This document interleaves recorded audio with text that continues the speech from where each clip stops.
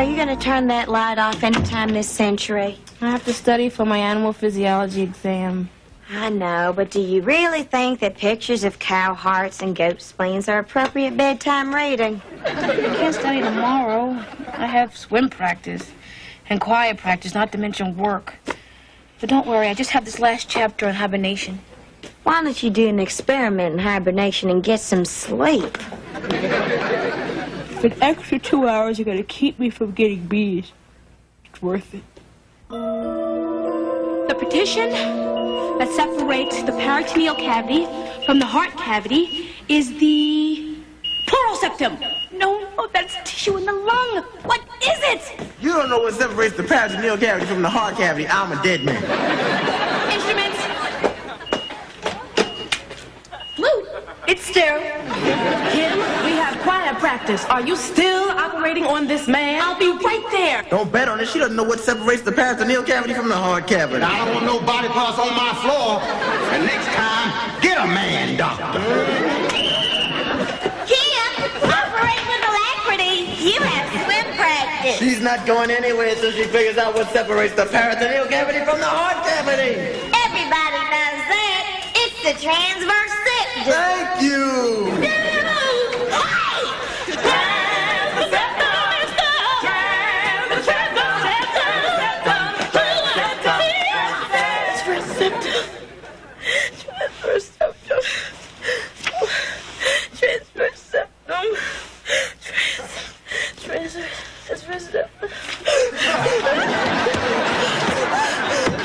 What are you doing? Just spending a little quality time with my roommate. I had another one of those nightmares. I was in the pit, operating on Dwayne, in front of the burger window. Everybody kept singing the answer to that question I missed on my last exam. I felt so stupid. Even you knew what it was. Right, Kim, you're skating on thin ice. I don't know. Maybe these dreams are trying to tell me I don't have what it takes to become a doctor. Kim, please. I had a dream once. I was in Frederica's Fashion Fair. They had the shoe sale of the century, and I was the first one there at the door. But I could not find the shoe department. Every escalator went to household appliances. I took the elevator, household appliance. I took the stairs, household appliances. And then an army of toasters and mix matchers came marching after me, and they all had on fashion shoes. But a dream that was even worse than that was I was trapped in the crepe sole shoe department at Zanae's Apatoria. Not finished. And Jose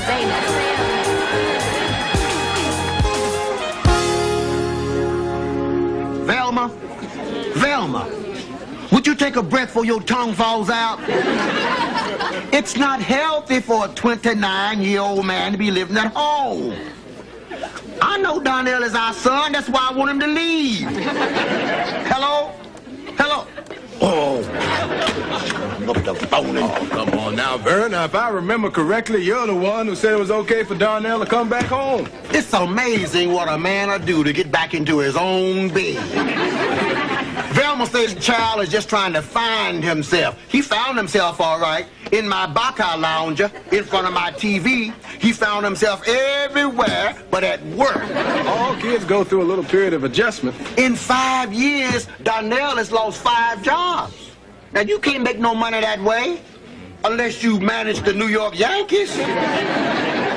Come on, man, let me buy you a cup of coffee. It just pains me to see all that potential going nowhere fast. And tonight when I get home, I'm telling Velma that her little baby boy has got to pack his 29-year-old apples and get out.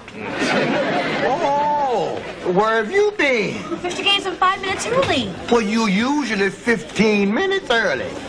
This better not start a trend. I can just see it now. The girl will start showing up later and later, flunk out of school, move back home with her father, and take over his Baca lounger. And where were we when we should have been at choir practice rehearsing for our solo? I'm sorry, I was in a bio lab. I forgot all about it. Mm-hmm. Well, next time you're in the lab, leave your book and let the frog dissect himself. I won't have to do that because it'll never happen again. Thanks to this. The Call It a Day Planner. Last semester, I felt I was always running 2 steps behind my life. But now I've got my life in the palm of my hands. Check this out. See here. 5 a.m. get up. 5:30 swim practice. 7 a.m. shower. 7:10 breakfast. Kim, you might want to write in 7:05 get dressed. If you go to breakfast naked, the crowd could slow you down. Right there. You're taking 6 classes, plus the swim team, the choir, freshman council, working all day long at the pit and tutoring in anatomy. Girl, is your life come with 10 extra hours that I don't know about? I know it sounds like a lot, but it won't be if each minute has a purpose. Yeah, but in not one of these minutes have you scheduled any of the important things in life, like paint your toenails, sit up all night and dish dirt with the girls. Jaleesa, I have to get more than these if I want to be the first doctor in my family. I mean, would you go to a doctor who made bees? Actually, I'd rather go to a doctor that made C's. They charge less.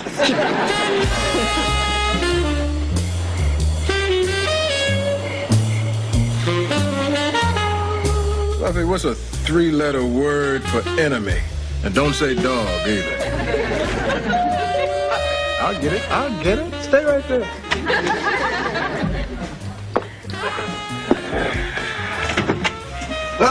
Hey, Vernon? Oh, I'm not staying. Well, come on in. Well, I told Darnell his mooching days was over, and he had 1 week to find his own place. Oh, boy, so how'd he take it? A lot better than Velma. Uh-oh, so you're back on the couch then? Heck no, she kicked me out. Out of my own house.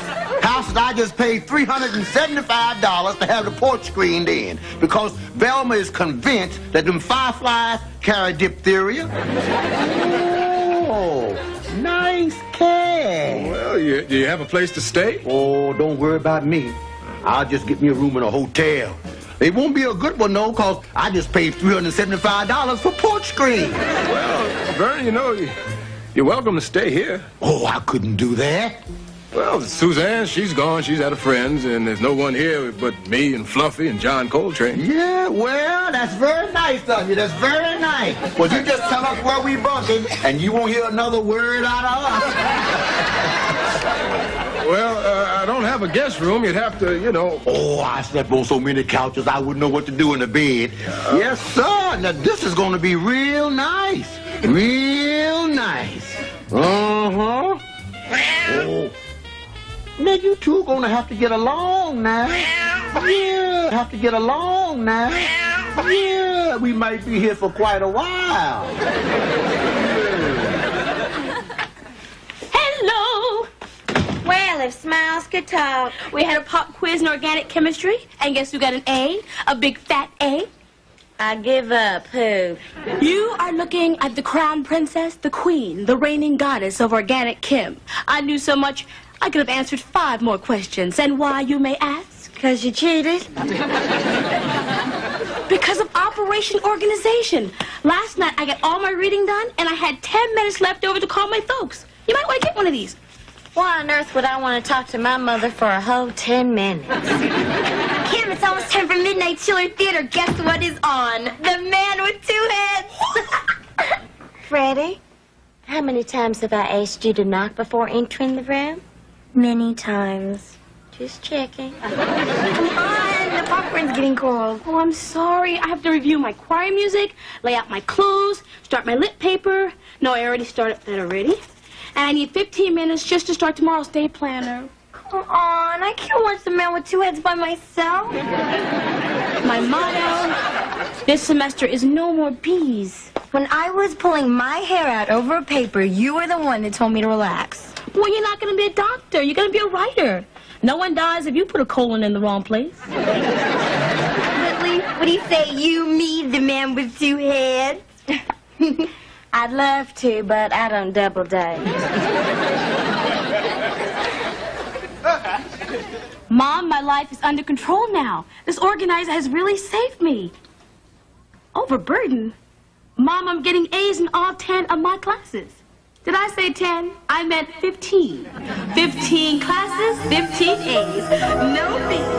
A, Hey? Who are you? What are you? Don't you recognize us? Where's the ease that are gonna keep you out of med school, baby? It's the killer bees! Back to dirty bees!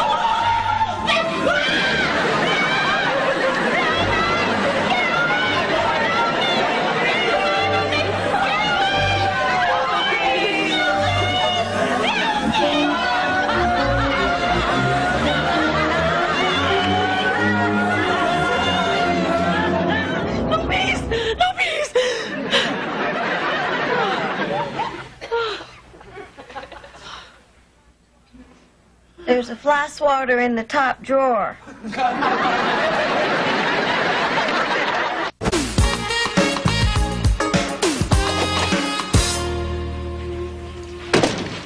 Oh.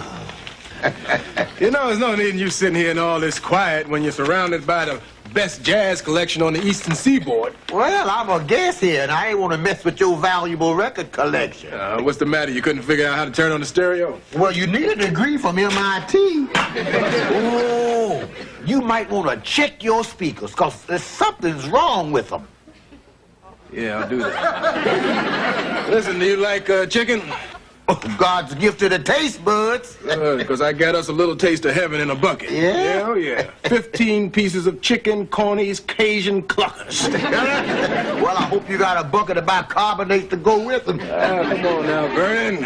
Cajun cluckers are delicious. You wouldn't think so if you know where those chickens come from. The tender, plump, juicy ones get snagged by the good restaurant. Corny's chicken gets the ones that fell off the truck. Well, let's eat. Vernon, have you talked with your wife today? Now, how am I going to talk to somebody I'm not speaking to? Well, listen, don't you think you ought to at least let Velma know where you are in case she's trying to find you to ask you to come back home? If she wants to beg, she knows how to find me. Yeah, well, I sure hope so. You know, this is the first time Velma and I have been apart since I come back from the war. And she still wears those silk slippers I bought her in Quezon, Korea. She looks like a princess in them, too. Well, you know what? Maybe if you go home, your princess will put them on for you. Oh, no, I'm not going home until that boy is gone. Now, how would you feel if somebody showed up at your doorstep, moved in, and started acting like they owned the place? Oh, I wouldn't sit there for a while. Why not? Well, your Fluffy wouldn't let my Chelsea boots use his litter box. It'll be dry by tomorrow. I told you those speakers wasn't right.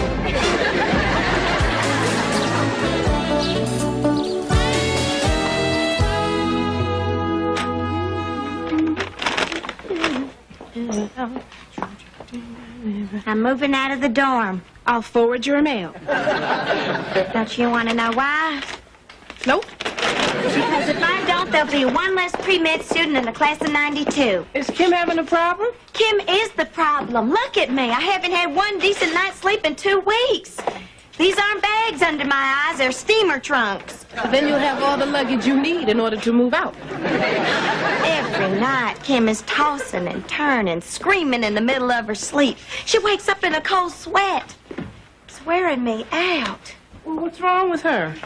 Some nonsense about not getting into medical school. I should have asked her room with a phys ed major. They sleep like logs. Whitley, the girl has put herself under a lot of pressure. I mean, I went through the same thing when I was a freshman. Don't worry, she'll get through it. At what cost to me? Kim, we were just talking about you. Don't you look rested? 4 hours is just too much sleep. See what I mean? Would you rent me a U-Haul, please? I went to bed at 2 a.m. and slept all the way to 6. If I had read that chapter one more time, I would have screwed up on my quiz.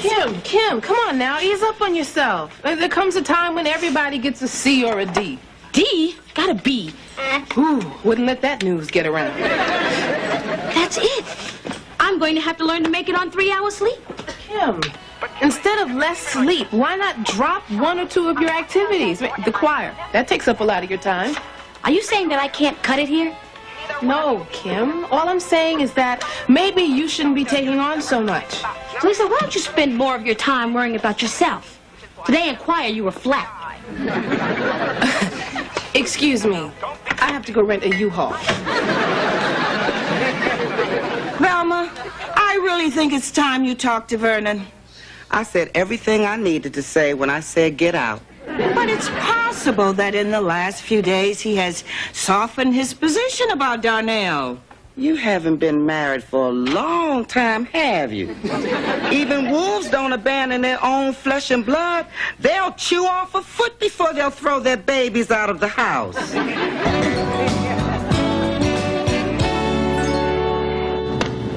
Oh, I don't know what happened. I turned that little key just a half. All of a sudden, I'm on Mount Vesuvius.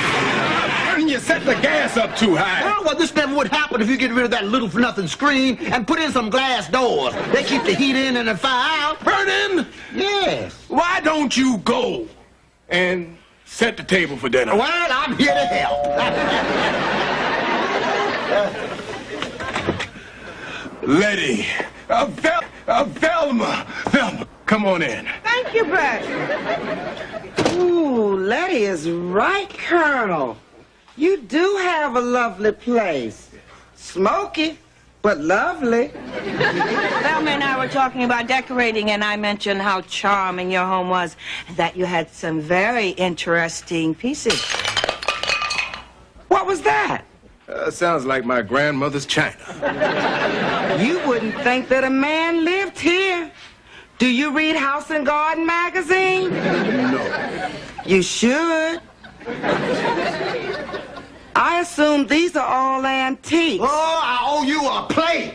Oh, my goodness. I know that's an antique. I didn't break the plate. It shattered when it heard her voice. You knew he was here, didn't you? Yes, I did. And as someone who cares very much about you both, I think it's time you stopped acting like children and work this out. Letty, do they have to do it here? Bradford, now you have a bond, a common ground, a history, and more than anything, you have love. Are you really willing to destroy all that because of what boils down to a simple disagreement? You go ahead on, take her side. See, they always do. Vernon, she's not taking her side. Vernon, she's right. We do have all those things. I know we do. I miss you. I know that. Well, I miss you, too. Let's both stop being stubborn. Come home. Well, am I coming home to you or to that moocher? Can we give Darnell just a little more time to get himself settled? Well, he's been settled in my Baca lounge for the last 6 months. No, I'm staying right here till that boy is gone. No, you're not. Excuse me? No, you're not. I'm sorry. I just don't have enough insurance for you to stay here. I just get my things. Man practically begs me to stay in his house and then puts me out like a 2-day-old newspaper. Get down from that Chelsea boots. We've been evicted. Okay, everybody, come on now. Stand back. Give the girl some room to breathe. What are you doing? Elevating her head. Stupid, you're supposed to elevate the feet. I never miss nightingales, okay? It's the head. It's the feet. You don't know what you're talking about. Kim, you're alive. My goodness! What are you doing down there? She fainted. That's terrible. This floor is filthy. People, please stop gaping. She is not a possum on the highway. This was bound to happen. I kept trying to tell her to slow down. I tried my best, but she just wouldn't listen. Woodley. Yes, Kim. Shut up. I was delirious. When you were making your medical bon mots, did it occur to you to call 911 or student health? I called the Red Cross, and they're sending an emergency chopper with supplies. Why don't you go up on the roof and see if it's here? I'm not leaving her side in these minutes of need. Will somebody please help me up? I have to go to work. What are you doing? Now, Cedar, does this tell you anything at all? Maybe I need a longer break. Kim, passing out is your body's way of saying chill. I hear it. And it's telling me to drop a few of my activities. If I don't, the only way I'll make it into med school is on a stretcher. Now, these chairs are supposed to be on top of the table, not under your behind. Mr. Gaines, Kim is not feeling very well. The poor child passed out. Fortunately, I have been here with medical expertise. Oh, my goodness. And Velma home waiting, wearing her caisson slippers. I've been here all night spraying for germs. Mr. Gaines, it's not that bad. I'll be in tomorrow. Oh, no, you don't. Get her to student health and get her a doctor. A man doctor? Sounds like it is.